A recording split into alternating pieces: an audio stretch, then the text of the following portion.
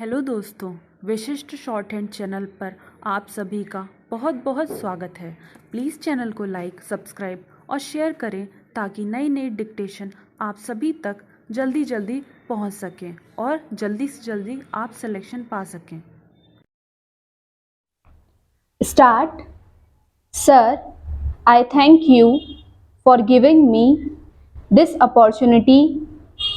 All of us know that the agriculture sector is the biggest contributor to the Indian economy, yet each passing day sees our farmers in misery and plight.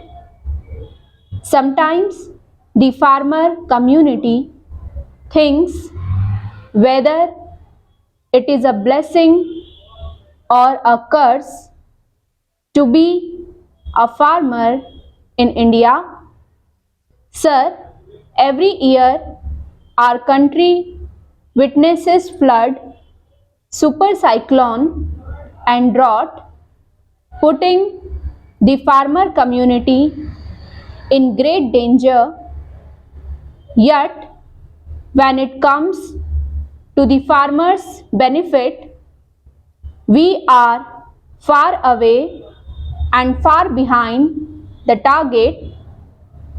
Each passing day sees the agricultural land of our country diminishing. Farmers are caught between the weather god and the money lenders. They have been harassed by the money lenders. The government does not support them in getting the minimum support price. The FCI does not buy their food grains. There is distress sale of food grains in different parts of the country. They do not get compensation for the losses they suffer due to cyclone and flood. The recent hailstorm and rain has really damaged farmers' backbone and has really put them in great misery.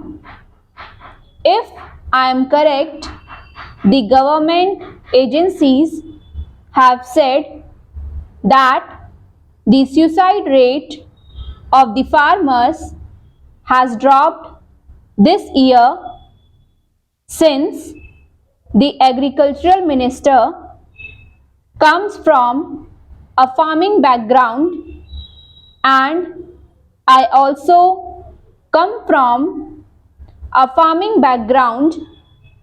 I think he should be sympathetic and he should be honest on what he is going to deliver to the farmers. The union budget presented this year shows that there is a decline in the allocation to the agricultural sector. I would like the minister to justify as to why there is a decline in the allocation, why there is a cut in expenditure in the agricultural sector. Sir, for the compensation that the farmers want for damaged crop, they have to run around like anything. The total crop insurance is a big scam in our country. The farmers have to fight between the touts, the henchmen, but only selected people get the compensation after running from pillar to post. When they are frustrated, they are pushed to the wall and they have nothing to do but to commit suicide. Sir, I take the example of Odisha, which has a history of flood, drought, and super cyclones. The last two super cyclones damaged the backbone of farmers who were not given compensation even after many months.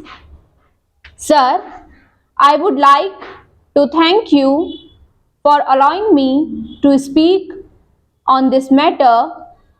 In 2006, the Government of India had passed the Forest Rights Act. As a result, nearly 8 crore people who are living in the forest areas comprising of tribals and forest dwellers both, we have a community right over the forest as well as those who are cultivating the forest should be granted that land and they should be recognized as cultivators because they are the real people who have been cultivating that land.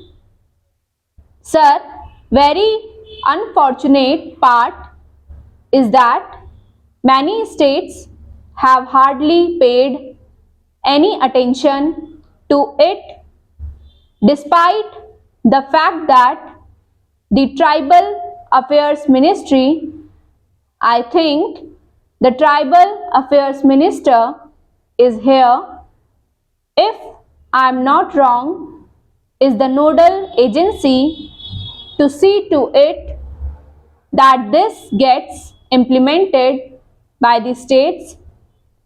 We did not put the Forest Department as the nodal agency because we know the mind of the Forest Department that it would not part with the forest land as well as the community forest.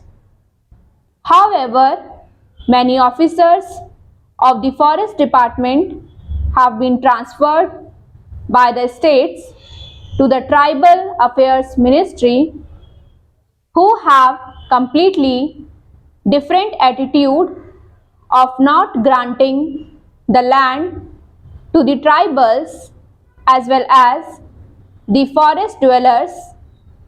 Sir, many states have not even constituted a committee as far as the forest dwellers are concerned because there is a condition put forth before the forest dwellers that they have to prove that they are living there since past 3 generations.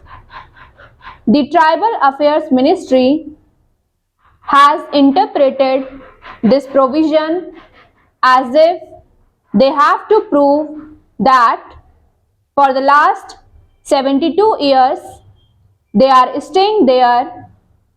As a result, none of the forest dwellers in a state like Gujarat or Rajasthan is given a forest land despite the fact that they have been cultivating the land for years. I would also like to bring to the notice of the House another fact. Sir, Kaka Kalelkar Commission was appointed in 1952.